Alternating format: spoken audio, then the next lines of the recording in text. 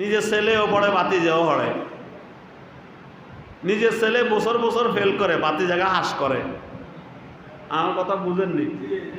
ভাতিজা মাশাআল্লাহ পাস করে, গরিবের ছেলে, নিজে অট্টালিকার মালিক, হালাল হারাম কোনো ভেদাভেদ নাই, ব্যাগ খায় মাশাআল্লাহ, এর হেডে শোয়, এর হেডে ব্যাগ শয়, কোনোদিনও কত জ্বর হয় না, ঠিক কিনা? এ খুশি। আয় যদি নিমক হারাম হয়, আয় যদি হারাম করো, তো আল্লাহ আরো ধরে না কা? আল্লাহ কয় তোর রশি ছাড়িয়ে দিছি, এক কদিন টাম দিমু, বরবাদ হয়ে যাবে। নিজের ছেলেও বড় প্রত্যেক বছর ফেল করে, বাতি জায়গা ফেল করে না, গরিবের ছেলে। সকালেও আব্বার লগে লতি কচু লতি ছিঁড়ে বাজারে নিয়ে বিক্রি করার লাই।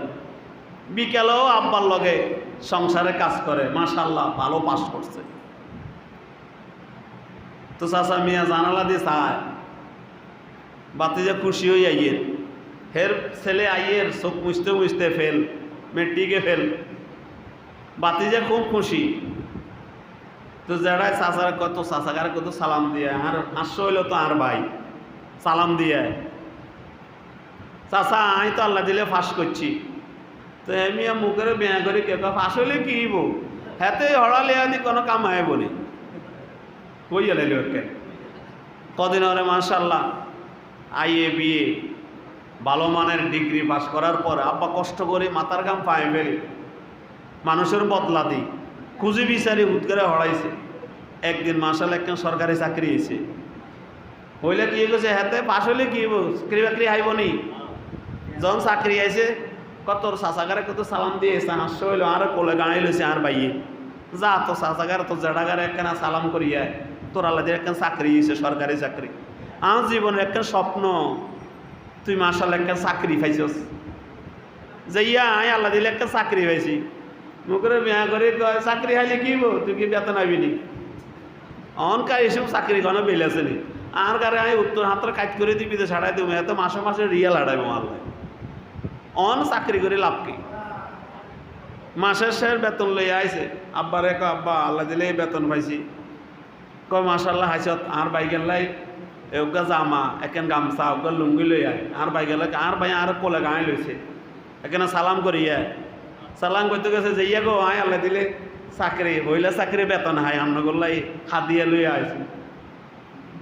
কত লাইকে আর হিংসে আছে নি? প্রথম থেকে কি কইছে, হাতে হইলে কি হইব, এতে কামে আইতে বলি চাকরি আইসে, এত চাকরি আইলে কি হইব, বেতন আইব নি? বেতন আইসা জেডারলে হাদিয়া লই আইসেন, কি কয় তোমরা কি আর হিংসে আছে? হিংসার গোডাউন তো জেডার কাছে।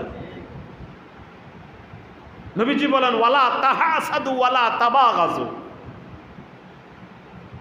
আমার পয়গম্বর অত্যন্ত মায়া করে উম্মতরে বলে, উম্মত আল্লাহর জান্নাতের বাড়ির মালিক হতে যদি চাও তো দিলখানারে পরিষ্কার করো, কলবরে পরিষ্কার করো। কলবে হিংসা বিদ্বেষ, নামাজে সেজদা দিলে লাভ কি হবে তোমার? রোজা রাখছো 1 মাস সিয়াম সাধনার পরে আগের হিংসা আগের জায়গায় রয়ে গেছে, এটা আরো তীব্র থেকে তীব্র হলো, হিংস্র থেকে আরো হিংস্র হলো, তো তোর রোজার দ্বারা তো কোনো লাভ হইল না, কোনো ফায়দা হলো না। রমজান সিয়াম সাধনার পরে উম্মতের আমলের মধ্যে কোনো গুনাহ নাই, আলহামদুলিল্লাহ বলেন, কোনো গুনাহ নাই। আমি গত জুমায় আমার মসজিদে বলেছিলাম, রোজাদারের সবচেয়ে বড় বৈশিষ্ট্য নিয়ে নতুন চাঁদকে বরণ করেছে, সেটি হলো আমার আলহামদুলিল্লাহ আমার আমল নামায় গুনার দাগ নাই, আমার দিলে গুনাহ করার ভাব নাই। বলেন আমার সাথে বলেন, আমার দিলে গুনার দাগ নাই, আমার দিলের ভিতরে গুনাহ করার ভাব নাই। সামনে গুনাহ না করার পাক্কা ইরাদা করেছি। কেন? আমি রোজার মাস সিয়াম সাধনার মাধ্যমে দিনের বেলায় বৈধখানা ত্যাগ করেছি আল্লাহর ভয়ে। কার ভয়ে বাবা? আল্লাহর ভয়ে। সন্ধ্যা রাত্রে পুত্রবধূ কবুতর রান্না করছে, কত মজা, কি কন? কবুতর রান্না করছে, গ্যারাম কি? বউ শ্বশুরে কয় আব্বা একটু খান, কয় না রে মা অন খামো না, মজা কমে যাবো, বড় রাত্রে খামো।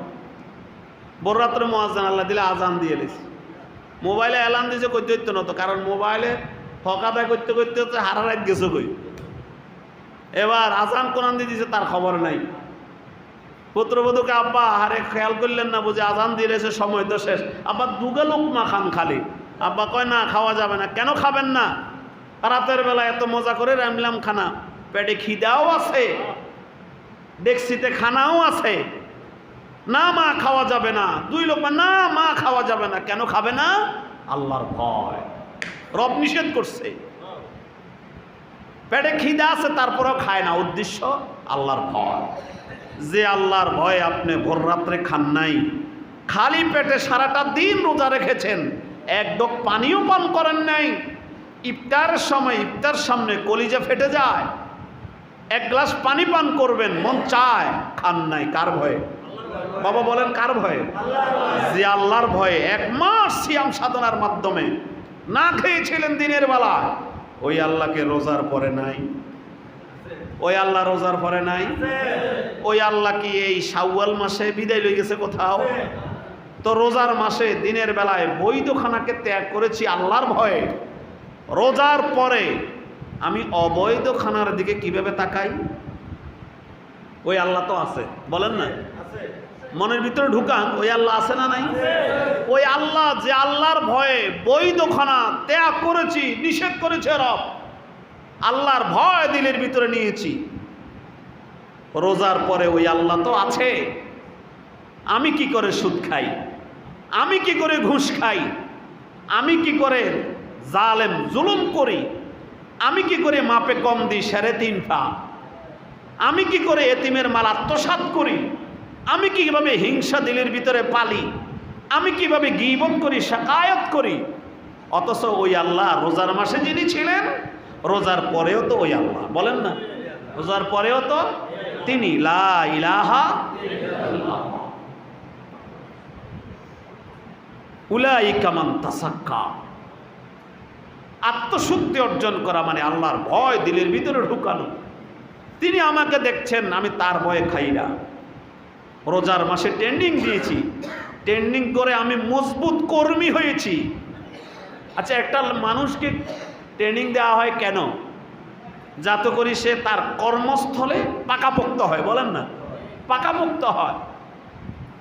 1 মাস সিয়াম সাধনার পরে 11 মাস আমি কর্মস্থলে মজবুতভাবে আমার কার্য পরিচালনার জন্য আমার কাজগুলাকে আপন রুটিন মতো করতে পারি মতো আমার 1 মাস আল্লাহ তাবারক ওয়া তাআলা সিয়াম সাধনার মাধ্যমে আমাকে ট্রেনিং করাইলেন, মজবুত কর্মী বানাইলেন। রোজার পরে যদি আমি আবার মসজিদ ছেড়ে দিলাম, রোজার মাসে 5 ওয়াক্ত নামাজ পড়েছিলাম, রমজানের পরে আমি আর ফজরের নামাজে আসি না। রমজানুল মুবারকে এশারের নামাজ পড়েছি, আরো 20 রাকাত তারাবির নামাজ পড়েছিলাম। রমজান শরীফের পরে যদি এশার নামাজ পড়লাম না, মাগরিবের নামাজে আমি আসি নাই, আসরের নামাজে আমারে পাওয়া যায় না, জোহর নামাজে আমারে পাওয়া যায় না, আমার 5 ওয়াক্ত নামাজে মানুষ এলান করলেও খুঁজে পাওয়া যায় না। বোঝা গেল রমজান শরীফের ইবাদত আমার কোনো উপকার হয় না, কোনো উপকার হয় নাই। রমজানে আমি সিয়াম সাধনার পরে আমি তো কর্মী হয়েছি, কর্মস্থলে মনোযোগ দিয়ে আমি এখন কাজ করব, এটাই তো ঠিক না বাবা? কোনো কোম্পানি মাঝে মধ্যে ট্রেনিং দেয়, এখানে সরকারি চাকরি 1-2জন আছেন না? অথবা দেখছেন মাঝে মধ্যে ট্রেনিং দেয়, কেন? কর্মস্থলে ভালো করে কাজ করার জন্য মাঝে মধ্যে ট্রেনিং দেয়, কর্মস্থলে পাকাপোক্ত হইতে। তো ট্রেনিং দেওয়ার পর আমি তো মসজিদে নেই, কিরে বাপ? মসজিদে আমি যেমন ফজরটা পড়তাম 1-2 কাতার ছিল, ঈদের দিনের পরের দিন আমার মসজিদে আমি মাত্র 3 জন নিয়ে ইমাম। কারণটা কি? বুঝা গেল আমার ট্রেনিং দেওয়ার যে উদ্দেশ্য মজবুত কর্মী বানানো, আমি মজবুত কর্মী হতে পারি নাই। যদি মজবুত কর্মী হতে পারতাম তো মসজিদ কিভাবে আমি ছাড়ি? মসজিদও তো আমারও ছাড়বে না। উলাইকা মান তাসাক্কা। এই ব্যক্তির জন্য আল্লাহর জান্নাত, যে ব্যক্তি 1 মাস সিয়াম সাধনার পরে দিলটা থেকে গুনার দাগ মুছেছে এবং গুনাহ করার ভাব দিল থেকে দূরে সরে গেছে, এই লোকটার জন্য আল্লাহর জান্নাতের দরজা খোলা। সুবহানাল্লাহ।